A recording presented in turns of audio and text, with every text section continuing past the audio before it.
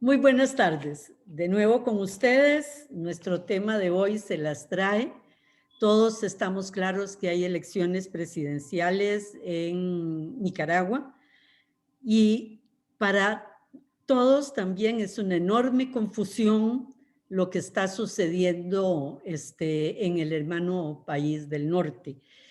Se dice y se dice lo dice el gobierno norteamericano, lo dicen los organismos internacionales, que en Nicaragua no hay condiciones para una elección democrática. Y pareciera que, y por supuesto que es así. Almagro, incluso, con quien casi nunca coincido, debo confesar antes, pero Almagro dice, Nicaragua enfrenta la peor elección democrática posible. Se han eliminado partidos políticos como el Partido Conservador y después el Partido de Renovación Democrática. Se está dando casa por cárcel a líderes políticos, se está inhibiendo, acusándolos de narcotráfico o de lavado de dinero a candidatos y pareciera que nada nos puede sorprender en medio de esta enorme confusión y manejo perverso de la política de parte del gobierno nicaragüense. Bueno, nuestro invitado de hoy para que nos aclare cómo es los antecedentes, las fuerzas políticas y cómo se ha llegado a esto, es Fausto Amador Arrieta. Bienvenido, Fausto. Y felices de poder estar con ustedes, contentos de poder estar con ustedes estos 55 minutos analizando la situación política electoral de Nicaragua. Buenos días, Mimi. Es un gran gusto acompañarte una vez más a platicar frente a tus fieles seguidores en este programa. Siempre digo,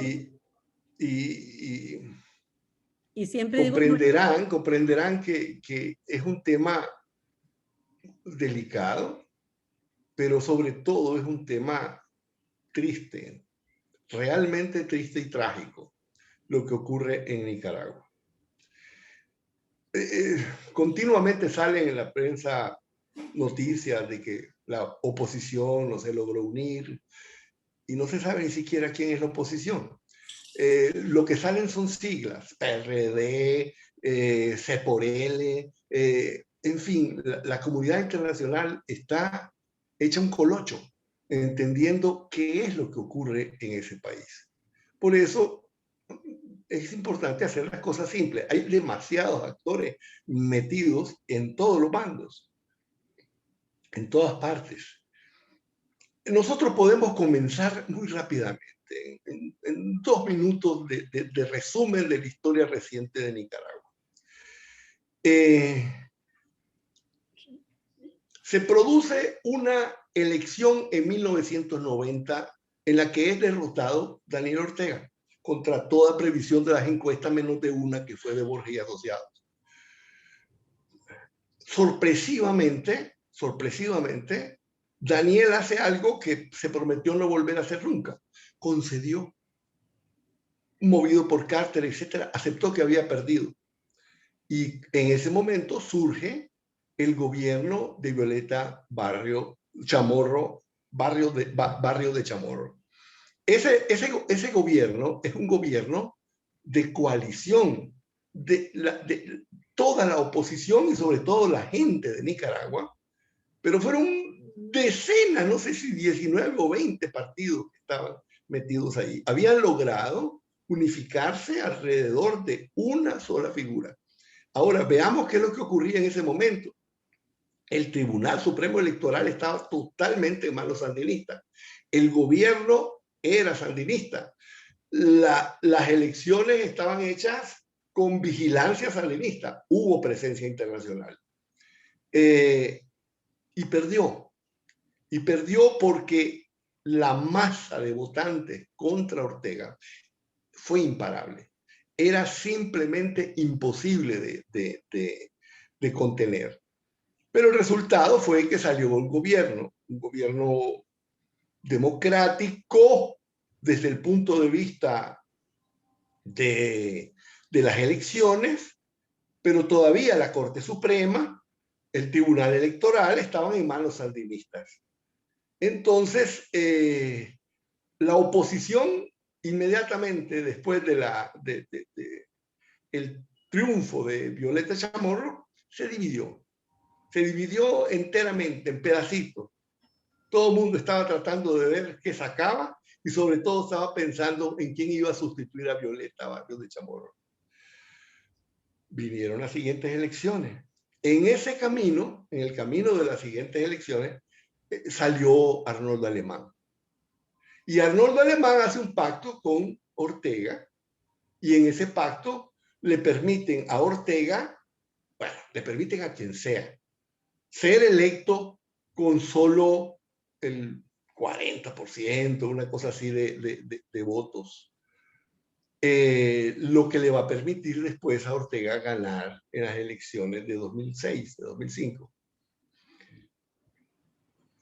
Viene el gobierno de Alemán y el gobierno de Alemán pasa uno de los gobiernos más corruptos de la historia y él designa a dedo a Enrique Bolaños como candidato que se enfrenta a Daniel Ortega, que ya se había enfrentado a Violeta y había perdido, que ya se había enfrentado a Alemán y había perdido, y ahora se enfrenta a Bolaños y vuelve a perder.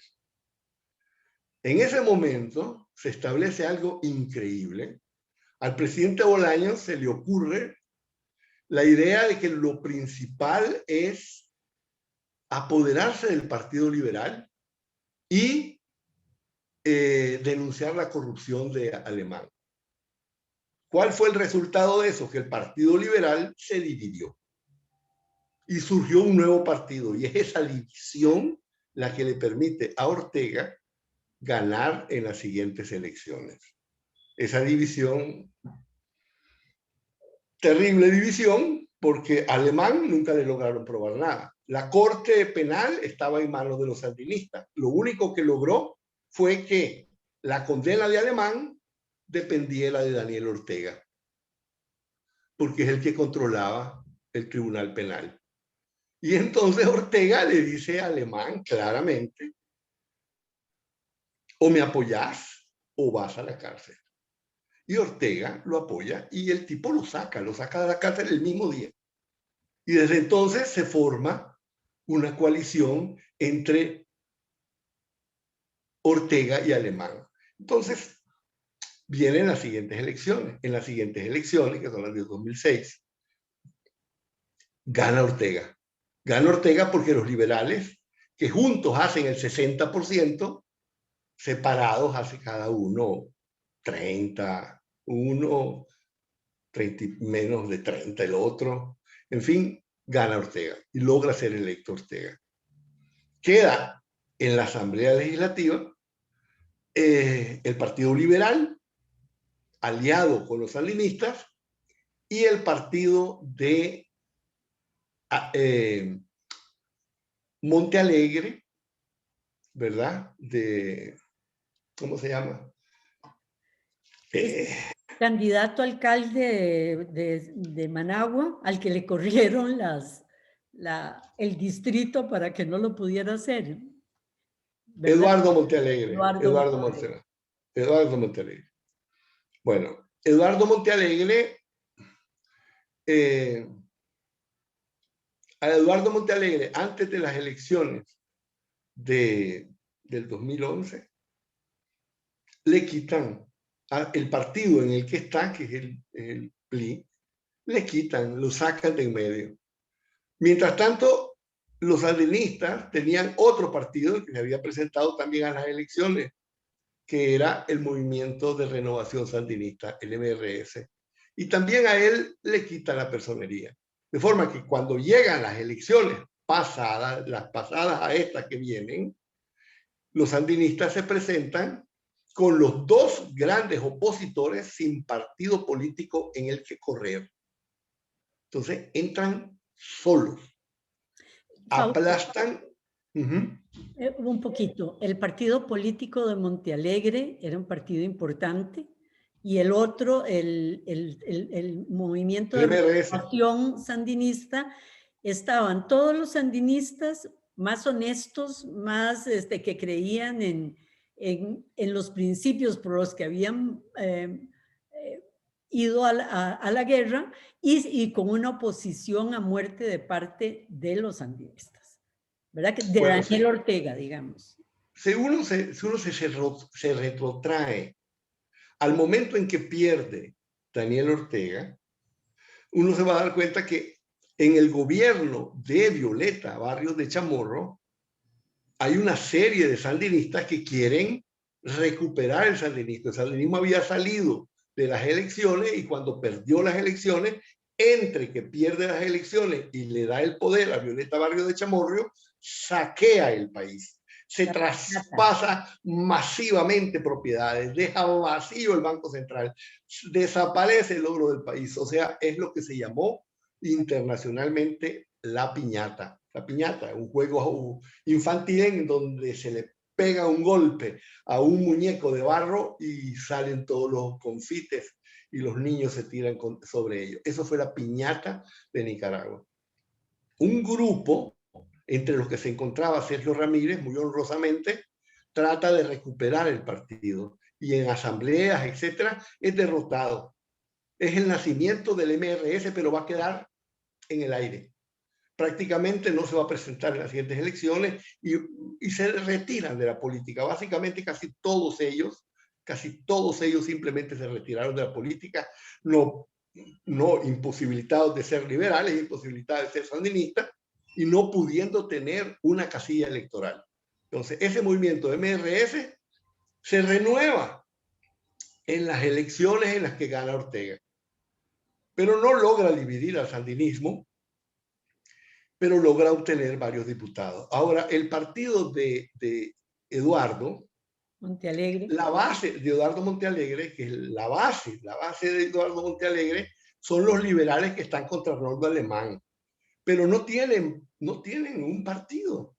Agarran una casilla existente y que les prestan, pero así como se la prestan, luego se las quitan y se quedan sin partido.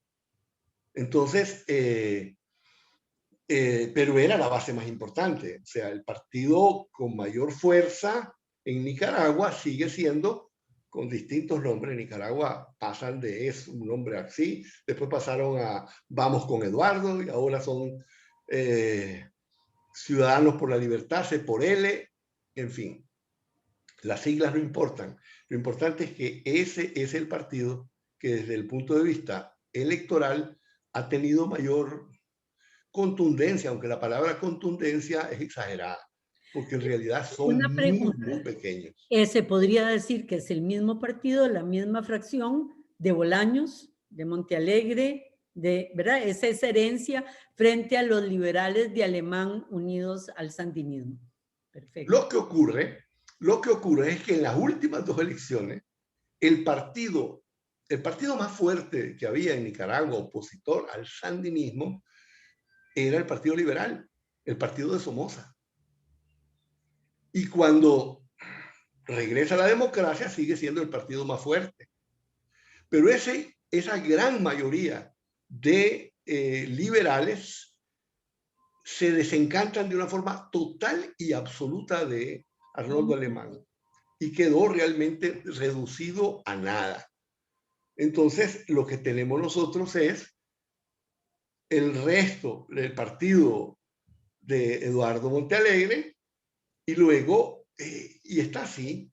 Mientras tanto, hay una fuerza que no es político partidaria, pero que es decisiva en la vida de Nicaragua, una fuerza organizada, que es la organización del empresariado nacional de Nicaragua, que se está reunido en dos grandes organizaciones, que son el COSEP y la Cámara Norteamericana de Empresarios. Ese COSEP, en el primer gobierno de Daniel Ortega, monta un esquema de cogobierno con Ortega. Es decir, hace un pacto y entonces Ortega está teniendo a la oposición política dividida. Después le quita la base de partidos y se hace de el respaldo del principal grupo empresarial y financiero de Nicaragua. O sea que tal vez dejamos aquí para hacer un pequeño corte, porque esa es la situación que se va a encontrar cuando llegue el levantamiento de los jóvenes de abril. Bien, vamos a las noticias y regresamos con ustedes.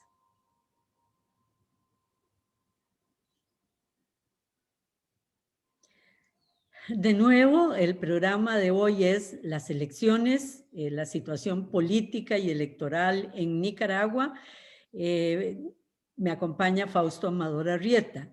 En la primera parte del programa, Fausto hizo un análisis desde cuando perdió las elecciones Daniel Ortega a lo que aprendió de cómo no perder las elecciones y las negociaciones posteriores por parte de Daniel Ortega, que si no estoy equivocada dijo, o no sé si fue uno de sus generales que dijo, nunca más perder una elección. O sea, las elecciones y el poder no se entregan, ¿verdad? Y esa fue... Eso lo dijo Tomás Borges. Tomás Borges, exactamente. Es que se me vino a la memoria el apodo que yo le usaba a Tomás Borges y no el nombre, entonces no lo podía decir. Y ahora me atrevo. No, el fantoche lusitano, ¿verdad? Ah, mira, porque el apodo que tenía dentro del sandinismo era Super Ratón. Super, ok, no, era, para mí era el fantoche lusitano, o sea, es de los personajes más impresionantes que yo he conocido en mi vida y con más desviaciones o perversiones a la hora de su accionar y de su manejo personal. Pero bueno, aparte de eso, y a hablar de las fuerzas políticas, y vos sintetizaste muy bien cómo se quedaron sin partido los principales movimientos de oposición, el más importante, el Partido Liberal Grande, con Montealegre, e incluso Renovación Sandinista, que se aleja de la política. Pero con esos antecedentes hay otro antecedente antes de llegar a abril, que es el Canal de Nicaragua y el movimiento campesino que da inicio en defensa de sus tierras frente a la apropiación de ellas con la excusa del canal que hace el gobierno. Muy bien, es muy bien el recordar eso, porque hay dos antecedentes más. Una vez que el gobierno sandinista, porque esto es lo que está de trasfondo, una vez que el gobierno sandinista elimina a la oposición y logra una mayoría aplastante absoluta y la oposición que tiene dentro de la Asamblea Legislativa es falsa, es una oposición de mentiras y es aliada a ellos, se tira a hacer lo más importante, que es cambiar las leyes, cambia la constitución y permite la reelección que antes había sido la Corte Suprema la que la había invalidado, y comienza a hacer legislaciones a su gusto.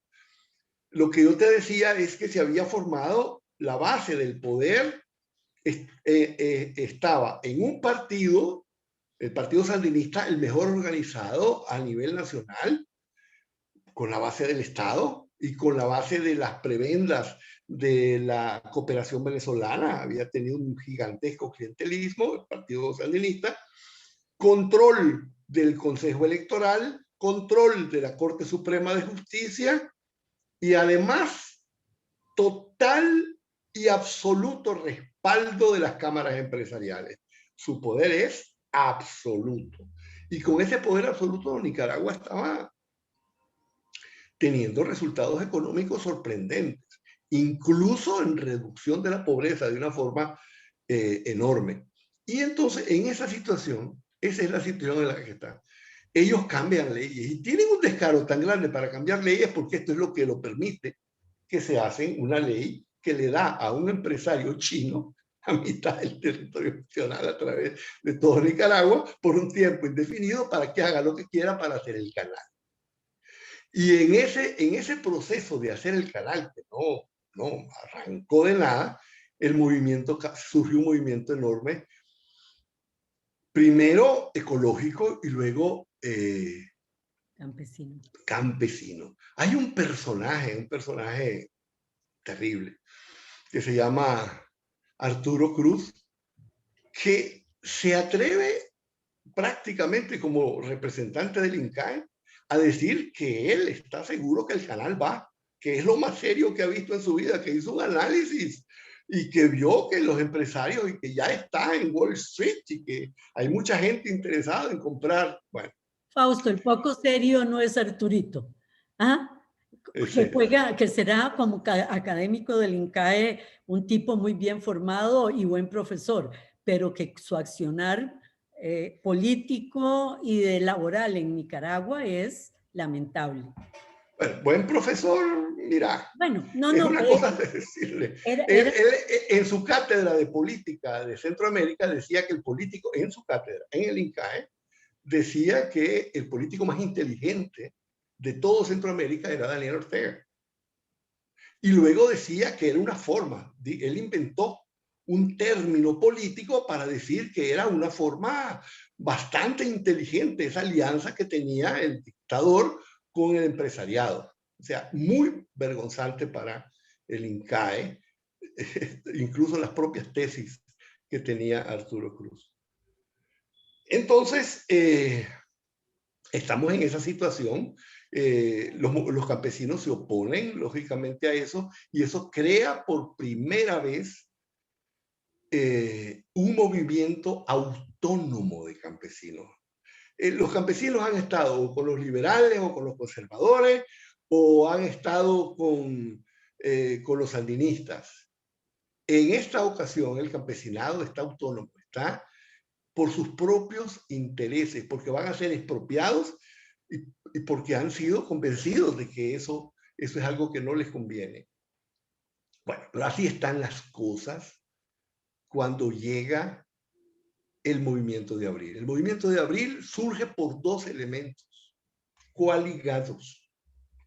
Un incendio en un bosque. ¿En Hombre de Maíz? Sí, correcto. Aquí en la frontera con... En la reserva ecológica más importante de Nicaragua y una de las de Centroamérica. Es como si hubiera ardido Osa para nosotros. Solo el Petén es más grande, o el Darién. Bueno, un incendio que no es atendido y que provoca una protesta que es reprimida y un aumento en las cotizaciones del Seguro Social y disminución de las pensiones de los ancianos que se mueven en contra de eso, y ese movimiento es reprimido y golpeado. Y esas dos golpizas incendian Nicaragua. Se levantan por todos lados.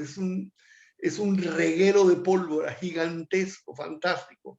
Y en ese reguero de pólvora pasan las primeras semanas que parece que el régimen está paralizado, que no logra responder, que no sabe qué hacer, y pasan las semanas y se bloquean todas las partes, el transporte de Centroamérica queda detenido y pareciera que no pasa nada, y de repente, claro, están pasando cosas, están matando gente en las barricadas, están francotiradores, están disparando, etc. Pero de repente el régimen toma una decisión que va a cambiar el carácter del régimen, va a cambiarlo todo. Se lanza una represión total. Con tanquetas, con tanques, rompen las barricadas, matan a quien se enfrente, persiguen en todas partes del país, masas de personas se vienen a Costa Rica, se toman las principales periódicos opositores, o sobre todo radio y televisión. Aquí tengo datos, Fausto. 328 asesinados, 2.000 heridos, 100.000 exilados y las cárceles llenas y torturas, violaciones totales en las cárceles del régimen al mejor estilo Somoza. Yo dudo, pero violentamente dudo de 360 asesinados. Te juro que eso fue muchísimo más, incontablemente más. Sí, porque no se registran además los que pasan en el interior del país. No, ni siquiera los que mueren ahí. O sea, te digo, la cifra, desdichadamente, fue de más a menos, a menos, a menos, a menos, a menos. Ya van por 365. No me va a extrañar que de aquí a unos años digan que son 20. O sea, fue una masacre gigantesca, realmente gigantesca. Yo he vivido una masacre. El 22 de enero de 1966, yo estuve en una manifestación en Nicaragua en donde a una masa de más de 20.000 personas se les disparó con ametralladoras de una forma seguida. Yo te digo, yo vi personas corriendo con sus entrañas en el sombrero. Yo vi cómo corrían, no es en broma, corrían por la acera, río de sangre. Y el régimen dijo que había habido más o menos 300 muertos. Se dice que en camiones los metían y los tiraron a fosas comunes. El número de muertos es increíble, pero además la forma. Algunos de esos muertos son increíbles. Una casa que se negó a que pusieran un francotirador, la incendiaron y mataron a toda la gente que estaba dentro. Con un bebé incluso. Con un bebé incluso, claro. Entonces, eso cambió. Los Cambió hospitales porque... no recibiendo a los heridos. Es decir, eso es impensable, ¿verdad? Por órdenes Así es. de doña Rosario. Médicos que tienen que renunciar. La hija de Carlos Fonseca Amador, que se ve enfrentada como médica a su conciencia y decide por su conciencia, pero siendo ella la hija del mártir, pues no le pasó lo que le pasó a tantas otras compañeras, simplemente el médico que aceptaba heridos lo echaban. Y eso fue lo que ocurrió en abril. Eso cambió mucho. Cuando se produce la insurrección de abril, se establece la necesidad de negociación con el régimen. Lo primero que rompe la insurrección de abril es la alianza, esa que Arturo Cruz había dicho que era un descubrimiento nicaragüense de una forma política nueva. Lo primero que rompe es el respaldo, la alianza, el contubernio entre la clase empresarial, entre la organización estructural de financieros, comerciantes, importadores y productores en Nicaragua respaldando al régimen. Eso lo rompe. Y se comienza entonces el proceso del diálogo con la dictadura. Diálogo que tal vez podía haber llevado a hacer algunas reformas en ese momento. Tal vez. Pero los que van al diálogo sienten que tienen a las masas detrás, que tienen a Nicaragua paralizada y se sienten con una fuerza excesiva. Se sobreestiman su fuerza y lo que le dicen al régimen es: aquí no venimos a negociarle, no, venimos a discutir cómo es que se va a ir usted. Y le ponen las cosas al régimen en la situación: se va o se va. Y el régimen dice: no me voy. No volvió Ortega a sentarse, mandó a Lateren y comenzó a preparar la gran ofensiva de represión, la gran represión. De esa mesa surgen dos grandes movimientos políticos nuevos. ¿Cuáles son los movimientos políticos nuevos? Es el empresariado, que asume un movimiento, una actitud política separada del régimen, pero que está ansiando volver a tener condiciones en que volver a tener alguna forma de negociación con lo que es el gobierno de Nicaragua, porque es el gobierno de Nicaragua, dictadura o no, tenés que relacionarte con él, y eso va a ser lo que se va a terminar formando. Van a ser un grupo de los negociadores, donde va a estar Juan Sebastián Chamorro y van a estar varios otros, y esa va a ser la Alianza Cívica por la Justicia y la Democracia. Esa es la nueva forma política que el empresariado asume para mostrar sus intereses en medio de eso, contra la dictadura.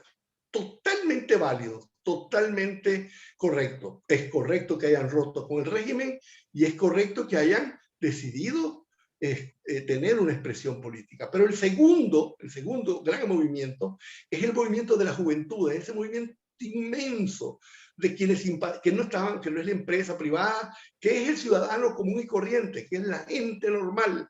Esa gente se siente representada por lo que se llama la Unidad Nacional Azul y Blanco. Estos dos movimientos no tienen partido, por lo tanto tienen que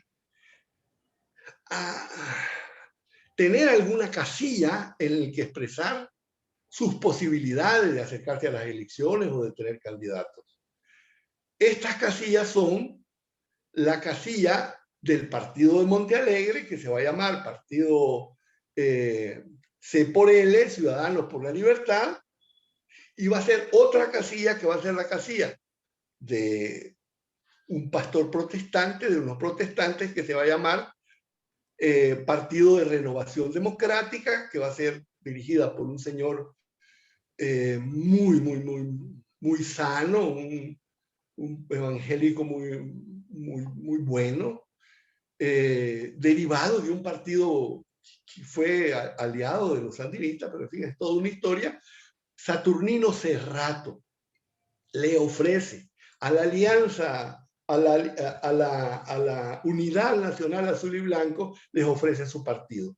Y entonces, el partido de Monte Alegre, junto a la Alianza por la Justicia y la Democracia, forman la Alianza Ciudadana o la Alianza Ciudadana.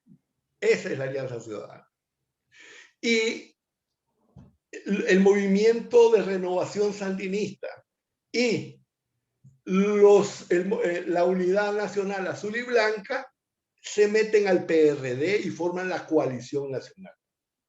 Estos dos comienzan a entender todo desde el comienzo, hacen un pacto, etcétera, firman un pacto que dicen que ninguno de ellos tiene la fuerza para derrotar a la dictadura, y mucho menos si van separados.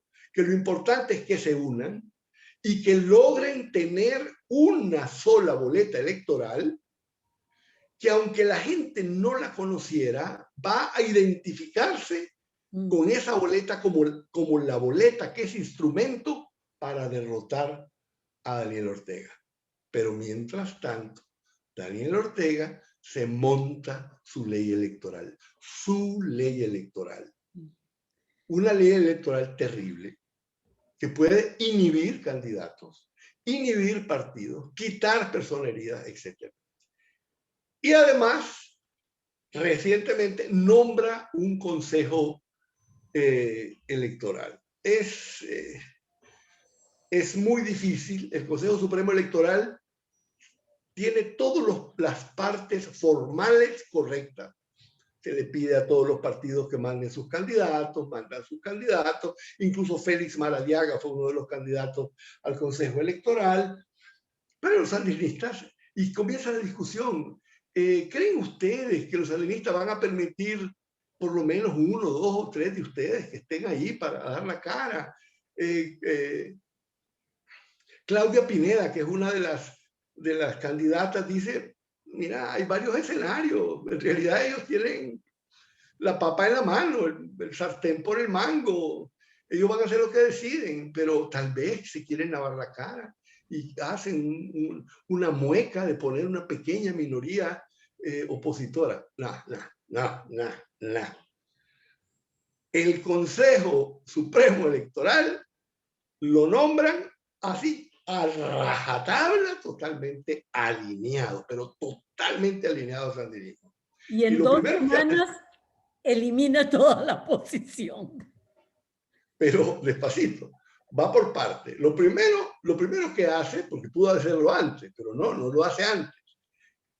Lo que hace es dejar poner una fecha muy rápida, 3, 4 días, fecha límite para inscribir alianzas electorales.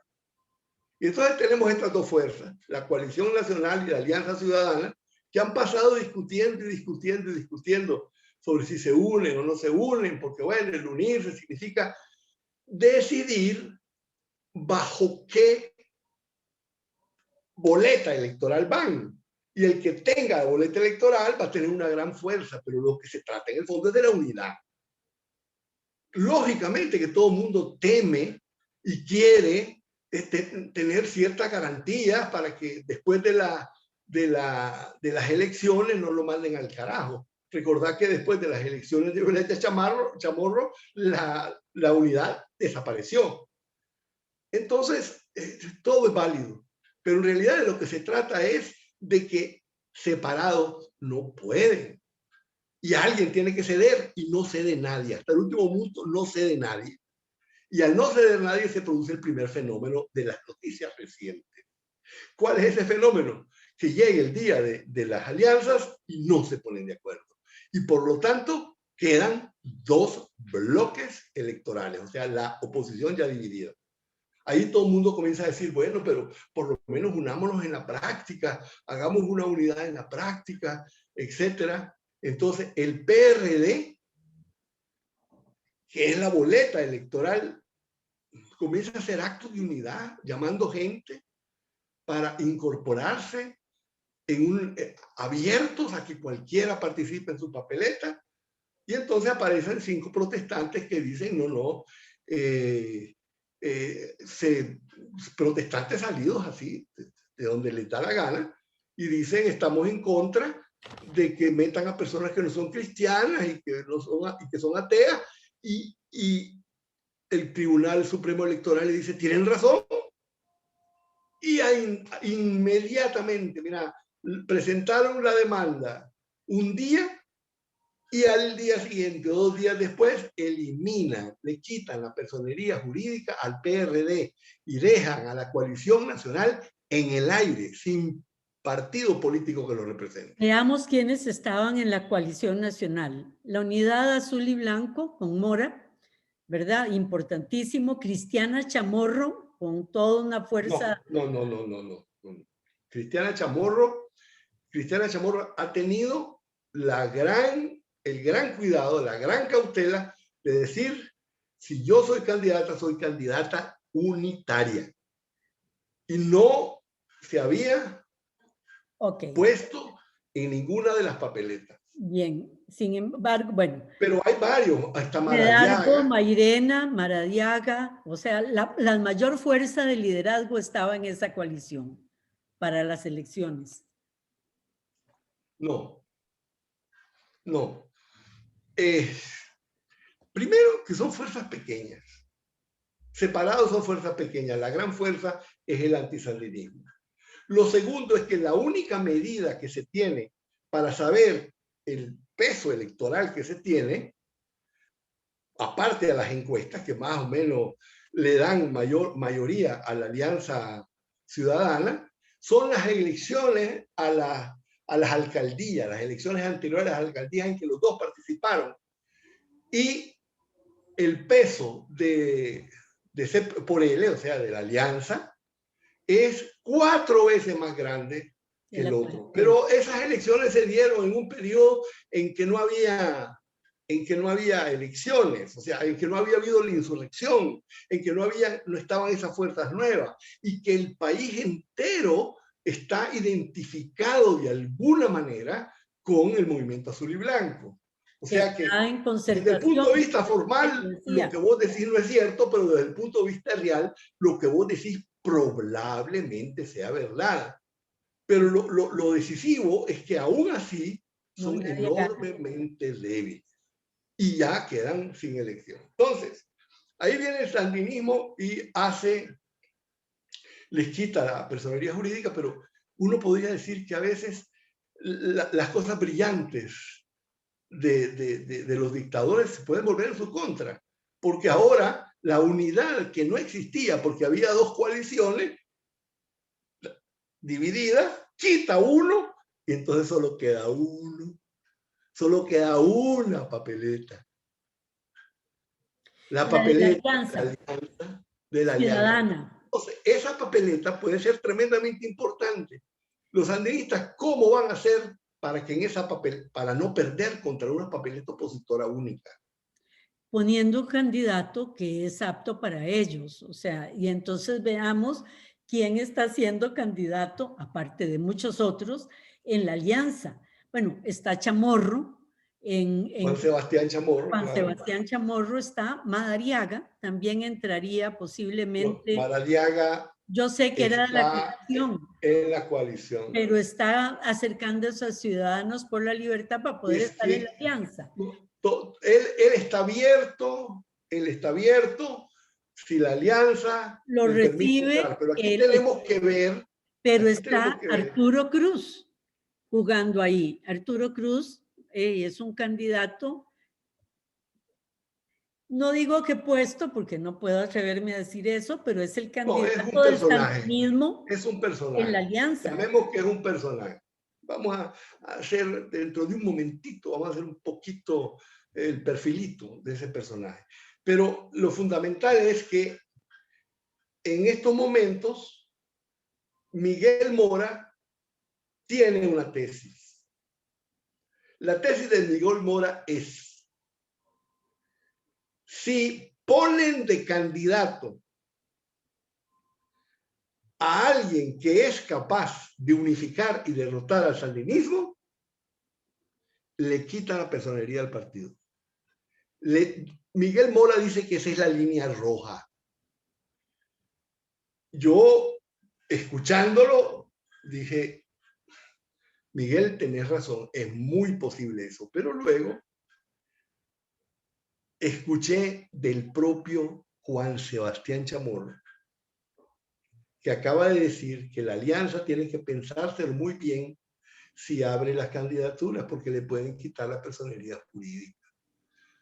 Y que de alguna manera es importante la personería jurídica. Él está a favor de abrirse, pero sabe que es una cosa delicada. ¿Por qué?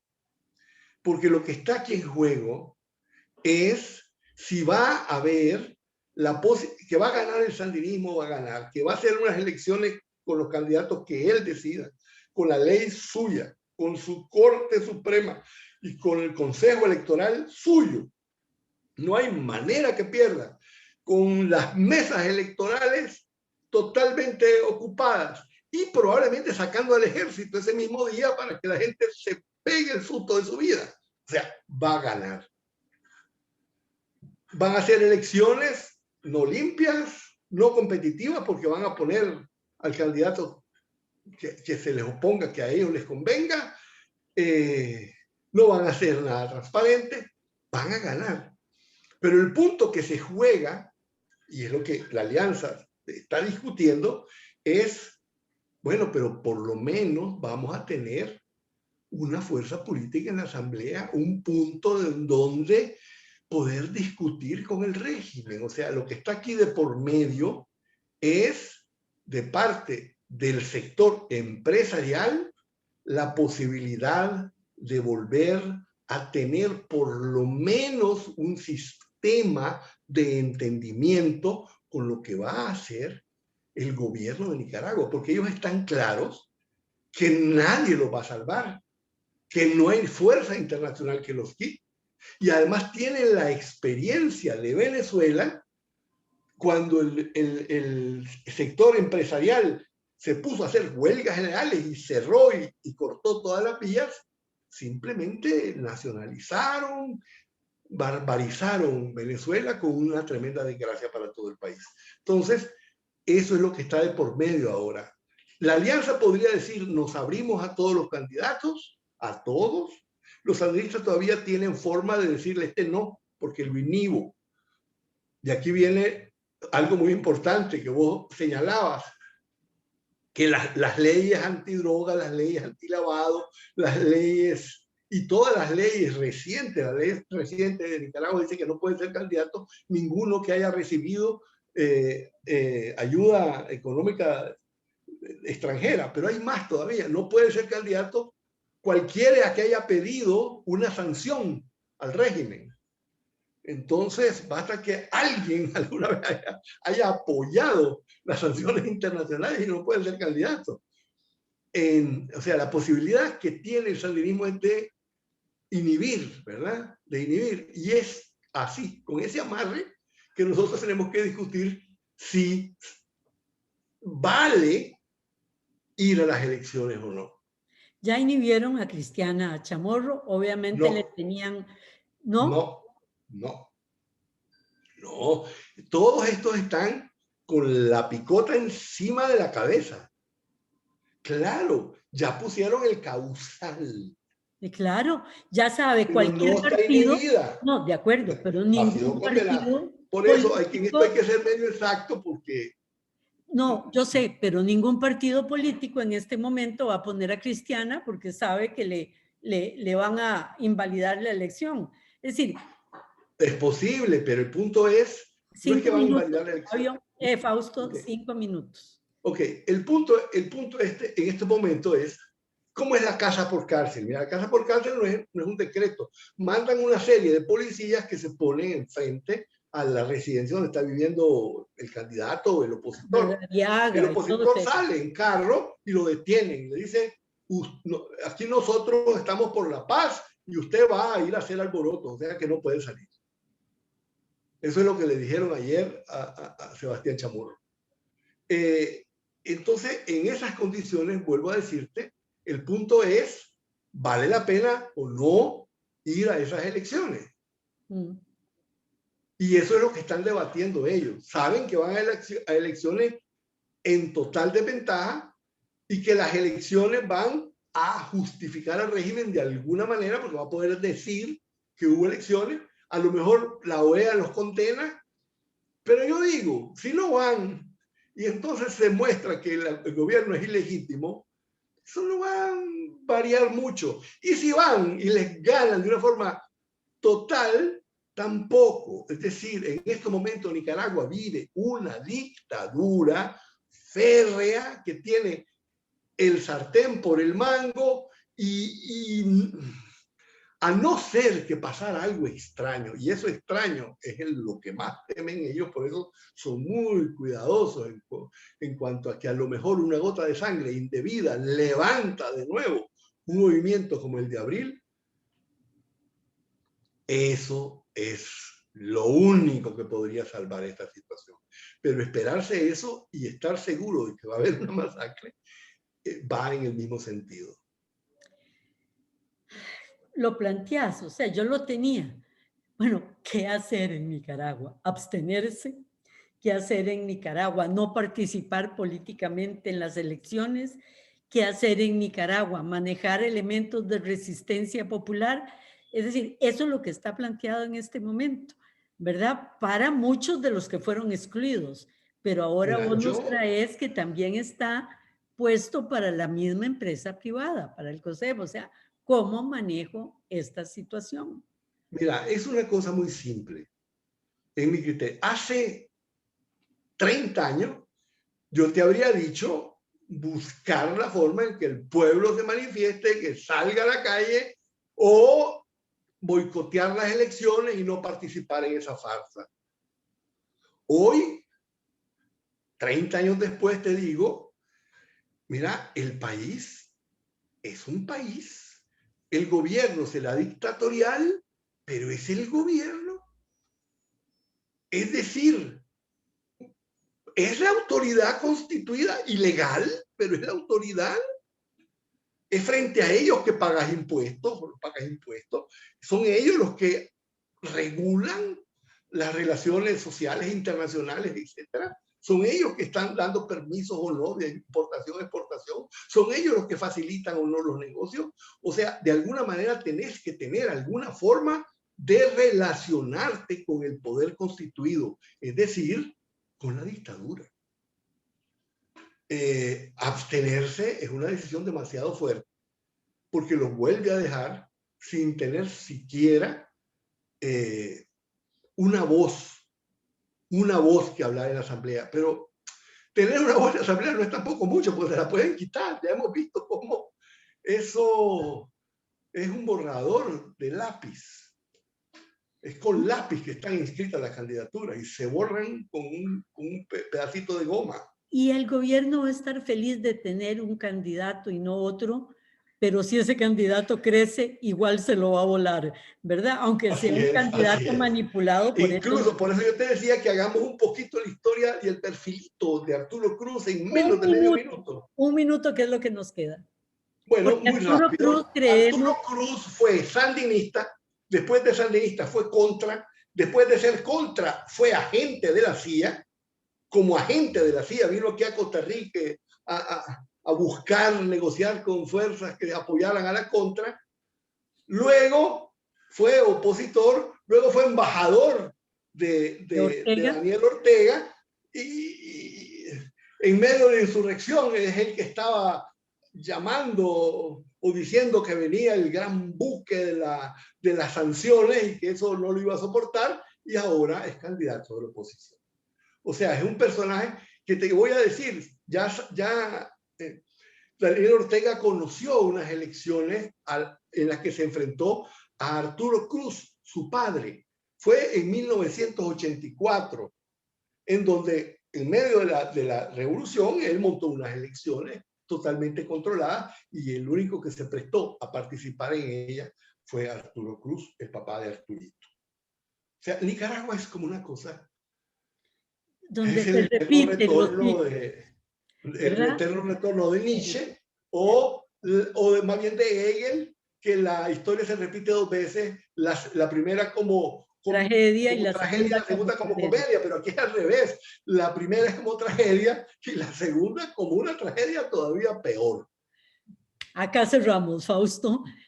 Como decís, es una tragedia. Y es difícil ver qué va a pasar en el futuro con Nicaragua en estas condiciones. A todos ustedes, muchas gracias por su audiencia y nos vemos el próximo miércoles. Gracias, Fausto. Buenas noches o buenas tardes. Muchas gracias, Mimi.